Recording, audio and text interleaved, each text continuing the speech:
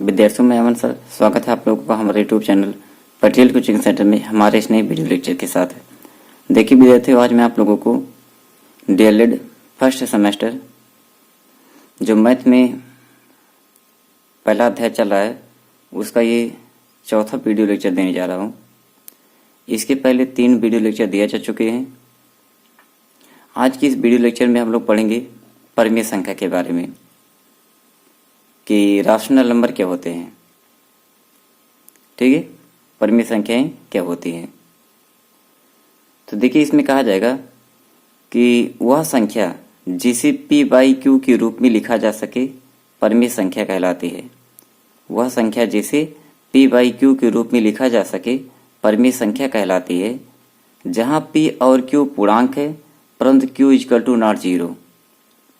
ठीक है, वह संख्या जिसे p बाई क्यू के रूप में लिखा जा सके परिमेय संख्या कहलाती है, जहां p तथा q पूर्णांक है परंतु q बराबर नॉट 0। उदाहरण देखिए, जैसे -3 हो गया, ये भी एक परिमेय संख्या है क्योंकि -3/1 लिख सकते हैं। 5/2 परिमेय संख्या, 22/7 परिमेय संख्या, 2.3 परिमेय संख्या, 3.3 बार परिमेय संख्या, 6.732 1। ठीक है, इसके ऊपर बार लगा दी, ये भी परिमेय संख्या, √4 परिमेय संख्या आदि। ठीक है, देखिए ये जो आपके बार लगाए गए हैं 3.3 बार, ठीक है, इनको भी हम लोग भिन्न में चेंज कर सकते हैं। और 6.7321 बार, ये इसको भी हम लोग भिन्न में चेंज कर सकते हैं। ठीक है, आगे बताया जाएगा इनको भिन्न में किस प्रकार से बदलते हैं। ठीक है, इनकी प्रक्रियाएं क्या होती हैं। तो ये सारे के सारे जितने आपके नंबर से लिखे गए हैं ये सब परिमेय नंबर, राशनल नंबर है। कौन से? राशनल नंबर, परिमेय संख्याएं हैं। ठीक है, यहाँ देखिए किसी का भी हर 0 नहीं है, तो यहाँ पर लिखा गया परंतु q इक्वल टू नॉट 0। ठीक है, किसी का हर 0 नहीं हो सकता है। तो वह संख्या जिसे p बाई क्यू के रूप में लिखा जा सके परिमेय संख्या कहलाती है, जहां p तथा q पूर्णांक है परंतु q इक्वल टू नॉट 0। उदाहरण -3, 5/2, 22/7, 2.3, 3.3 बार, 6.732 बार, √4 आदि। इसके बाद बात आती है अपरिमेय संख्या, इरेशनल नंबर। अपरिमेय संख्या क्या होती है? कहेंगे वह संख्या जिसे p बाई क्यू के रूप में नहीं लिखा जा सके। वह संख्या जिसे p बाई क्यू के रूप में नहीं लिखा जा सके अपरिमेय संख्या कहलाती है, जहां p तथा q पूर्णांक है परंतु q इक्वल टू नॉट 0। मतलब जिसे p बाई क्यू के रूप में ना लिखा जा सके, वह संख्या जिसे p बाई क्यू के रूप में नहीं लिखा जा सके वह क्या कहलाती है? अपरिमेय संख्या कहलाती है। या ऐसे बोल दीजिए कि वह संख्या जो परिमेय ना हो अपरिमेय संख्या कहलाती है। वह संख्या जो परिमेय ना हो वो क्या कहलाती है? अपरिमेय संख्या कहलाती है। ठीक है, तो ये तो स्वाभाविक है, जो परिमेय होगा वो अपरिमेय नहीं होगा, जो अपरिमेय होगा वो परिमेय नहीं होगा। तो वह संख्या जिसे p बाई क्यू के रूप में नहीं लिखा जा सके अपरिमेय संख्या कहलाती है, या वह संख्या जो परिमेय ना हो अपरिमेय संख्या कहलाती है। ठीक है, परिभाषा आपका हो गया। इस बार देखिए इसका एग्जाम्पल हम लोग क्या करेंगे। एग्जाम्पल में इसके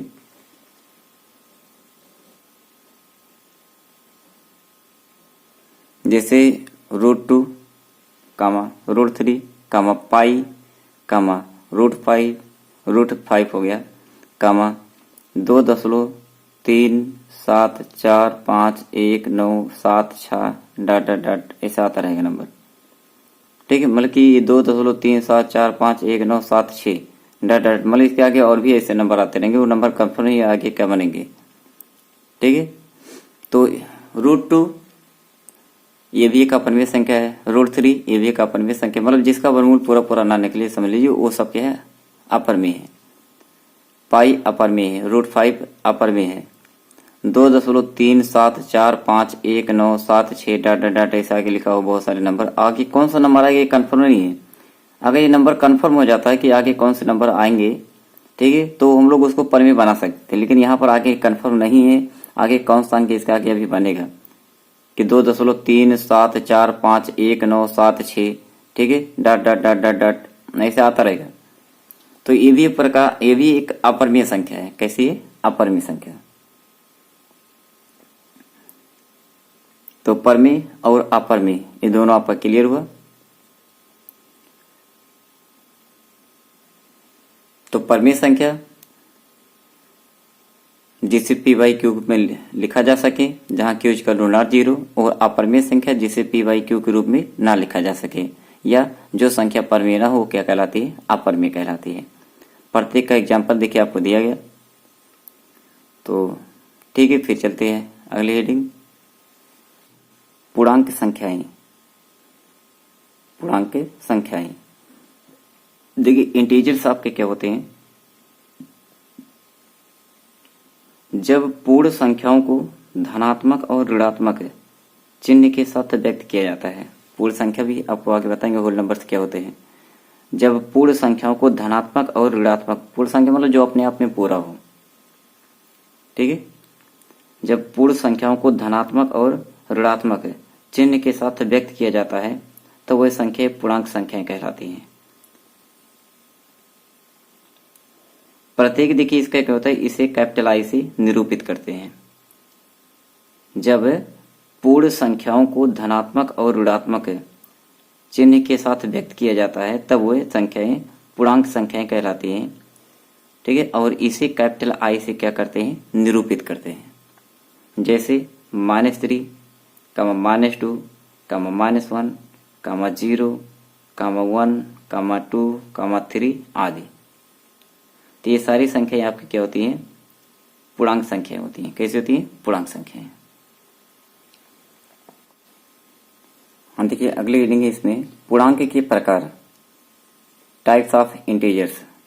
पूर्णांक के प्रकार, तो देखिए पूर्णांक जो होते हैं ये 3 प्रकार के होते हैं। पहला होता है धनात्मक पूर्णांक, पॉजिटिव इंटीजर्स। दूसरा ऋणात्मक पूर्णांक, नेगेटिव इंटीजर्स।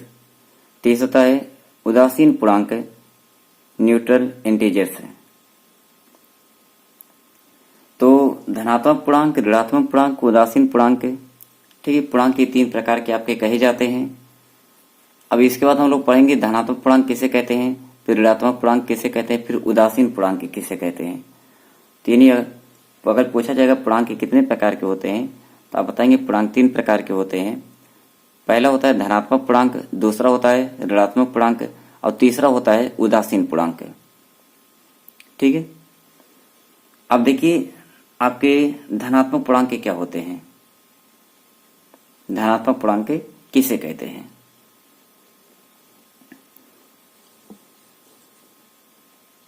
तो धनात्मक पूर्णांक की देखिए डेफिनेशन दी जाएगी, शून्य से बड़े पूर्णांकों को धनात्मक पूर्णांक कहा जाता है। शून्य से बड़े पूर्णांकों को धनात्मक पूर्णांक कहा जाता है। इन्हें आई प्लस से निरूपित किया जाता है। यानी आई लिखिए, ऊपर प्लस का सिंबल मार दीजिए।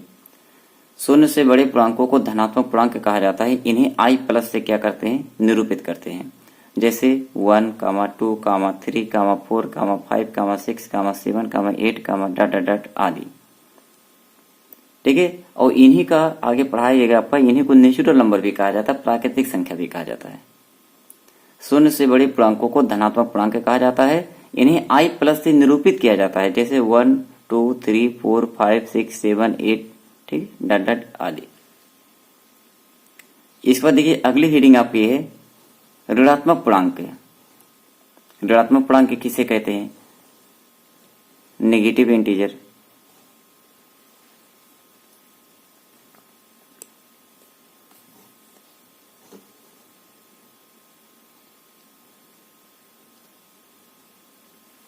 तो इसमें कहेंगे शून्य से छोटे पूर्णांकों को ऋणात्मक पूर्णांक कहा जाता है। इन्हें आई माइनस से निरूपित किया जाता है। शून्य से छोटे पूर्णांकों को ऋणात्मक पूर्णांक कहा जाता है। इन्हें आई माइनस से निरूपित किया जाता है। जैसे -1, -2, -3, -4, -5, -6, -7, आदि, ठीक है। धनात्मक पूर्णांक का उल्टा है। जो धनात्मक नहीं होंगे वो क्या होंगे, ऋणात्मक होंगे। जो ऋणात्मक होंगे वो धनात्मक नहीं होंगे, ठीक है। तो इसलिए कहा गया शून्य से बड़े पूर्णांकों को धनात्मक पूर्णांक और शून्य से छोटे पूर्णांकों को ऋणात्मक पूर्णांक कहा जाता है। धनात्मक पूर्णांकों को आई प्लस से निरूपित करते हैं और ऋणात्मक पूर्णांकों को आई माइनस से निरूपित करते हैं। एग्जाम्पल दोनों का देखिए, आपने देख लिया। फिर अगले हेडिंग आपके है उदासीन पूर्णांक है। देखिए शून्य को ही उदासीन पूर्णांक कहा जाता है, क्योंकि शून्य को देखिए अगर हिसाब से ना तो धनात्मक बोल सकते हैं ना ही ऋणात्मक बोल सकते हैं। तो शून्य से बड़े वाले अगर धनात्मक है और शून्य से छोटे वाले अगर ऋणात्मक है तो शून्य क्या है? उदासीन इसका मतलब। तो शून्य को क्या कहा जाता है? शून्य को उदासीन पूर्णांक कहा जाता है। ठीक है, तो अगर कभी उदासीन पूर्णांक पूछा जाएगा तो आप बोलेंगे शून्य को ही उदासीन पूर्णांक कहा जाता है। हाँ देखिए, तो पूर्णांक से संबंधित कुछ महत्वपूर्ण चीजें यहाँ पर है। ऋणोत्तर पूर्णांक एवं धनेतर पूर्णांक।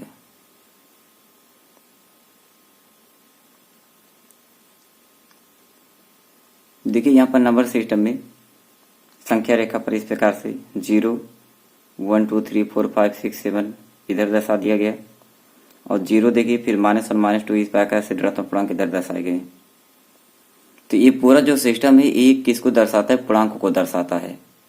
और 0 के ठीक है, देखिए 0 से लेकर के पॉजिटिव की तरफ अगर चलिए तो इन्हें ऋणोत्तर पूर्णांक या गैर ऋणात्मक पूर्णांक कहा जाता है। और 0 से अगर नेगेटिव की तरफ पूरा आप बढ़ेंगे तो इन्हें धनेतर पूर्णांक या गैर धनात्मक पूर्णांक कहा जाता है। ठीक है, याद रखिएगा। और बाकी अगर आप 0 से बड़े यानी 1 से अगर धनात्मक की तरफ चल रहे हैं तो इन्हें धनात्मक पूर्णांक, अगर -1 से ऋण की तरफ इस प्रकार से बढ़ते हुए ऋण की तरफ आप इस प्रकार से जा रहे हैं तो इन्हें कहते हैं ऋणात्मक पूर्णांक। ठीक है, तो ये पूरा आप एक बार से पूरा अच्छे से कॉपी में आप इसको बना लेंगे नोटबुक में। ठीक है, ये पूरे इंटीजर्स का समझिए कि पूरा जैसे कहते नहीं है, पूरा सारा अंश आपका ही दिया है। थोड़े में बहुत कुछ, थोड़े में बहुत कुछ, गागर में सागर। हाँ, इसके बाद देखिए कुछ और हेडिंग है आपकी है नोट्स पॉइंट।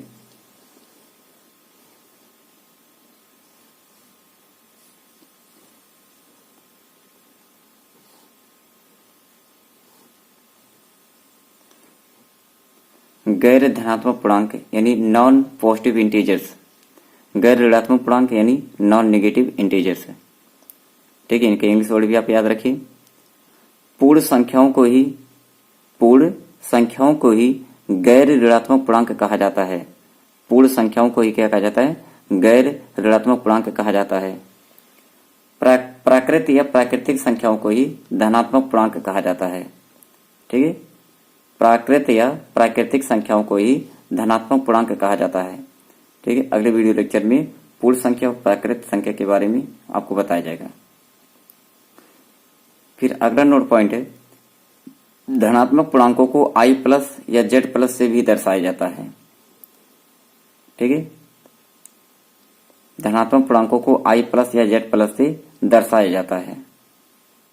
फिर अगला नोट पॉइंट है, ऋणात्मक पूर्णांकों को i- या z- से दर्शाया जाता है। ऋणात्मक पूर्णांकों को i- या z- से दर्शाया जाता है। फिर अगला नोट पॉइंट है, पूर्णांकों को कैपिटल I या कैपिटल Z से दर्शाया जाता है।